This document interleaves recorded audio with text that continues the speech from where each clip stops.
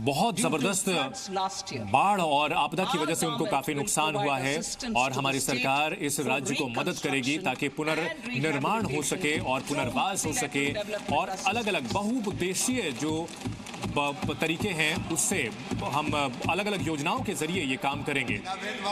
हिमाचल प्रदेश को पुनर्वास हो सके, पुनर्निर्माण हो सके। इसके अलावा उत्तराखंड की भी बात करें तो यहाँ भी बादल फटने की घटनाओं से जबरदस्त लैंडस्लाइड होती है और तबाही होती है और हम राज्य को मदद करेंगे। हाल के दिनों में सिक्किम में भी जबरदस्त फ्लैश फ्लड आया था और वहां तबाही हुई थी, भूस्खलन हुआ था और वहां पर भयानक तबाही देखने को मिली थी सिक्किम में।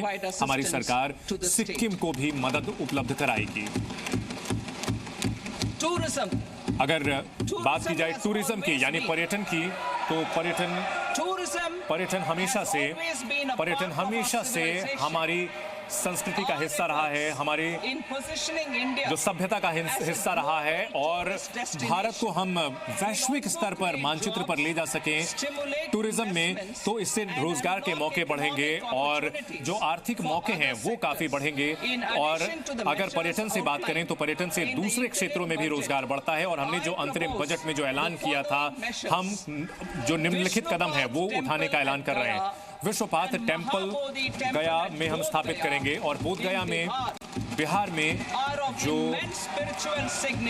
वहां पर जो आध्यात्मिक इनकी महत्ता बहुत ज्यादा है, यहाँ पर गया का विष्णुपद मंदिर है उसका विस्तृत विकास हो सके। गया के महाबोधि टेम्पल को महाबोधि मंदिर का भी विकास किया जाएगा और काशी विश्वनाथ मंदिर की तर्ज पर ही इन मंदिरों का विकसित किया जाएगा, विकास किया जाएगा ताकि इन्हें विश्व स्तरीय जो टूरिस्ट डेस्टिनेशन के साथ साथ पर्यटन के अलावा वो वहां पर धार्मिक क्षेत्र से भी विकसित हो पाएगा। राजगीर की भी अहम भूमिका है हिंदुओं के लिए, बौद्धों के लिए और जैनों के लिए। 20वें तीर्थंकर का जो मंदिर है, मुनिका जी का मंदिर, उसको भी विकसित किया जाएगा। सप्तऋषि जो ब्रह्मकुंड वहां पर है जहां पर गर्म पानी का झरना है, उसका भी विस्तृत विकास किया जाएगा। राजगीर का विकास हम करेंगे, ये भी हमारी योजना है। हमारी सरकार नालंदा का विकास करने में भी, नालंदा का पर्यटन क्षेत्र के तौर पर विकास हो सके, हम उसके लिए मदद करेंगे। नालंदा यूनिवर्सिटी को भी उसका ऐतिहासिक जो स्वर्णिम स्तर था वो हासिल हो सके, ये सुनिश्चित करेंगे।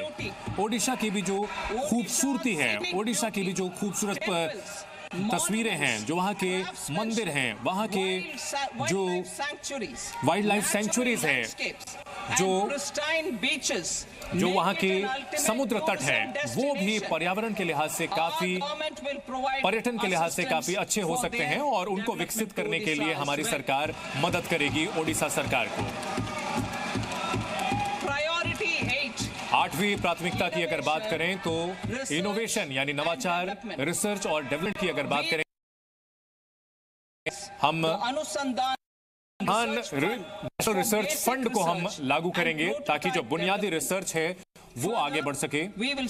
और इसके अलावा हम एक ऐसा तंत्र भी विकसित करना चाहेंगे ताकि जो निजी क्षेत्र के द्वारा निर्धारित रिसर्च है वो हो सके। 1 लाख करोड़ रुपए इसके लिए वित्त पोषण उपलब्ध कराया जाएगा, यानी फाइनेंसिंग उपलब्ध कराई जाएगी, जैसा कि हमने अंतरिम बजट में कहा था। स्पेस इकोनॉमी पर हमारा काफी ध्यान है और हम जो अंतरिक्ष की अर्थव्यवस्था है उस पर हम आगे बढ़ना चाहते हैं। हम अगले कुछ सालों में 1,000 करोड़ की लागत से हम फंड स्थापित कर रहे हैं।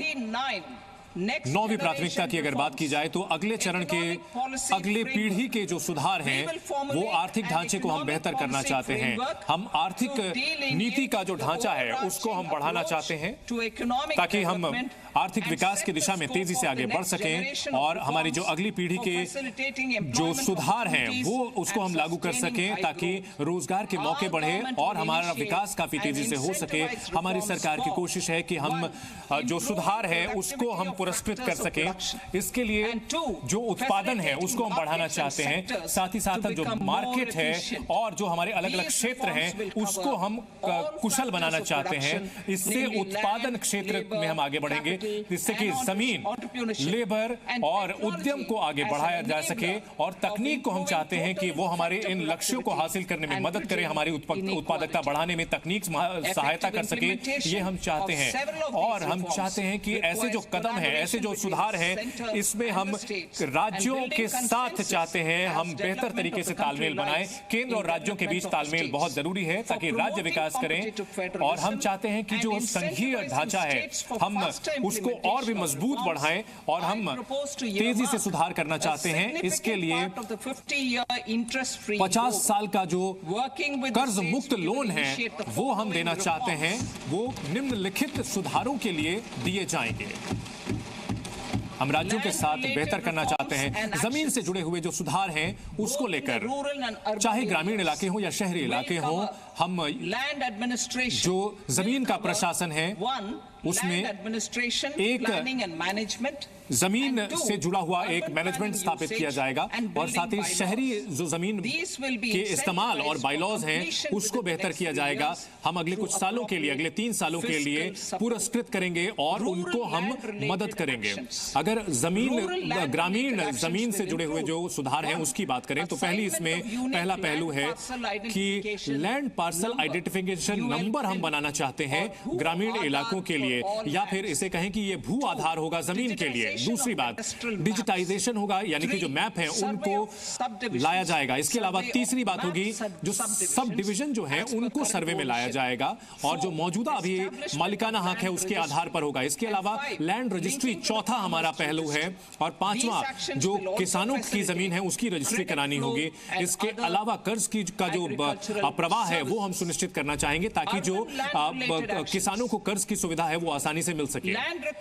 अगर लैंड रिकॉर्ड और की बात की जाए शहरी इलाकों में, तो उनको डिजिटल किया जाएगा GIS मैपिंग के जरिए, और इसके लिए हम तकनीक की मदद लेंगे ताकि रजिस्ट्रेशन बेहतर तरीके से हो सके, ताकि तकनीक के जरिए जो टैक्स है यानी कर है उसकी सुविधा बेहतर हो सके।